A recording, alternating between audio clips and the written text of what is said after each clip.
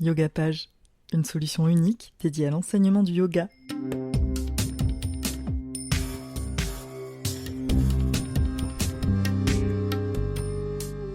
Chapitre 2, Sutra 4 des Yoga Sutras de Patanjali.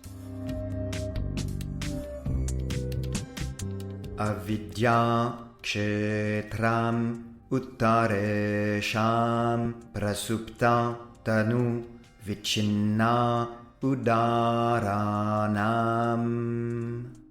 Avidya kshetram uttaresham prasupta tanu vichinna udaranam. Bonjour, bienvenue à vous dans ce podcast qui va analyser un nouveau sutra de Patanjali. Nous avons vu précédemment les foyers de souffrance dans le sutra 3 du deuxième chapitre. On parlait d'Avidya Klesha, la méconnaissance, Asmita Klesha, l'orgueil, Raga Klesha, l'attachement extrême, Dvesha Klesha, l'aversion, et Abhinivesha Klesha, la peur de perdre son individualité ou la peur de mourir. À présent, Patanjali va apporter des précisions sur Avidya et également, il va donner les caractéristiques énergétiques pouvant motiver ces sources d'affliction. Autrement dit, il va énumérer les niveaux d'activité pouvant être rencontrés dans ces difficultés de vie. Comme d'habitude, on va passer un petit moment pour étudier chacun des termes sanscrits de ce sutra, puis ensuite on viendra à une étude plus globale de ce dernier. On va commencer avant cela par une traduction.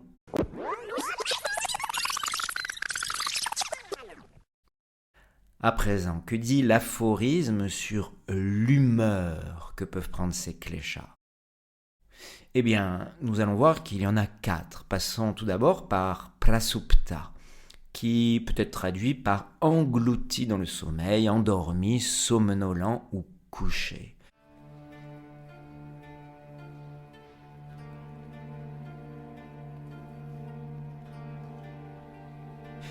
Voici donc une première possibilité. Les enfants d'Avidya sont endormis.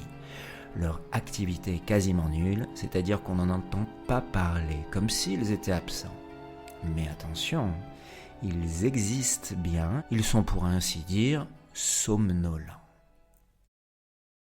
Deuxième possibilité, c'est à nous. Petit, minuscule, insignifiant, sans importance, ténu, atténué.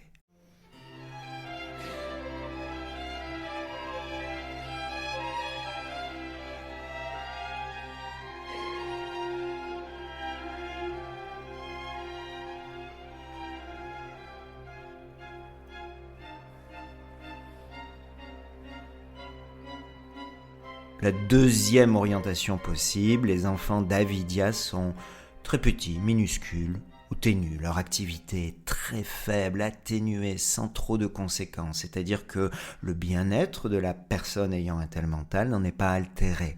Cela reste sous la forme d'un léger et très intime parfum qui est non envahissant. Nous avons déjà rencontré ce terme au chapitre 2, Sutra 2. Troisième possibilité, c'est vichinna, qui veut dire casser, sectionner, diviser, séparer, ou bien également disperser, tordu. Dans le sens de ce sutra, on va plutôt employer les termes interrompus, oscillant, alternant, fluctuant.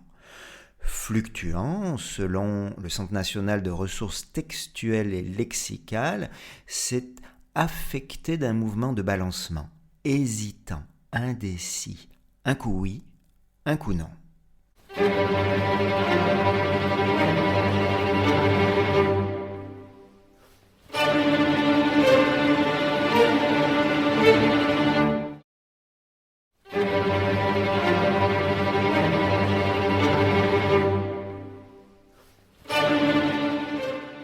Aïe, cela se gâte un peu. C'est la troisième orientation possible. Les enfants d'Avidya vont et viennent. Un coup ils sont là, un coup ils sont absents. Un coup actifs, un coup non actifs. Endormis par moments, vivaces par d'autres. ils apparaissent quelquefois de manière irrégulière, discontinue et répétée dans le temps. L'instabilité mentale est à ce stade présente. Enfin, dernière orientation, Udaranam, qui est traduit par pleinement actif, excité, soutenu, puissant.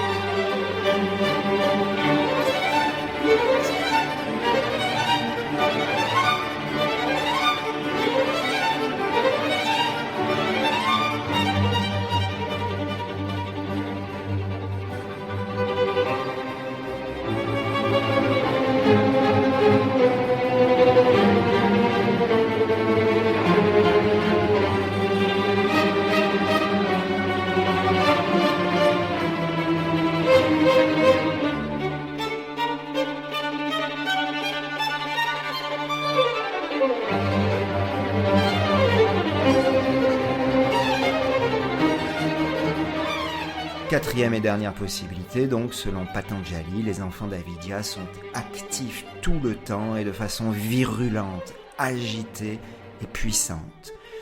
À ce stade, c'est le tohu-bohu dans la demeure mentale. L'agitation est à son paroxysme. Le bien-être de la personne qui en subit les frais est complètement altéré.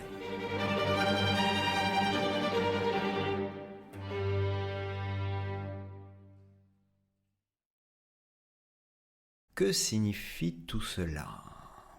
Passons à l'étude du sutra.